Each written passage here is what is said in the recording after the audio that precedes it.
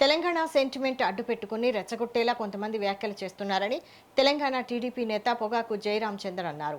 సోదరభావంతో వెలుగుతున్న రెండు తెలుగు రాష్ట్రాల మధ్య విద్వేషాలు సృష్టించే యత్నాలు చేస్తున్నారని మండిపడ్డారు. హైదరాబాద్ ట్యాంక్ బండ్ ఎన్టీఆర్ ఘాటు వద్ద ఏర్పాటు చేసిన సమావేశంలో జయరామచందర్ మాట్లాడారు. ఈ కుట్రలను ముఖ్యమంత్రులు కేసీఆర్, వైఎస్ జగన్ చేస్తున్నారని ఆరోపించారు. గత వారం 10 రోజులుగా తెలంగాణ రాష్ట్రంలో ఒక ఇష్యూ పదే ప్రెస్ మీట్లు పెట్టుకుంటూ మళ్ళొకసారి ప్రశాంతంగా ఉన్న రాష్ట్రంలో తెలంగాణ వాదాన్ని, తెలంగాణ సెంటిమెంట్ని మళ్ళీ రెచ్చగొట్టే విధంగా చాలామంది ప్రయత్నం చేస్తున్నారు. ఈ వారం 10 రోజులుగా రాష్ట్రంలో ఏ సమస్యలు లేనట్టు తెలంగాణ సెంటిమెంట్ని మళ్ళీ రగలగొడుతూ 12 సంవత్సరాల అయింది దాదాపు తెలంగాణ వచ్చి. 12 సంవత్సరాల తర్వాత మళ్ళీ ప్రధానంగా ఇద్దరు వ్యక్తులు ఈ ఆట ఆడిస్తున్నారు.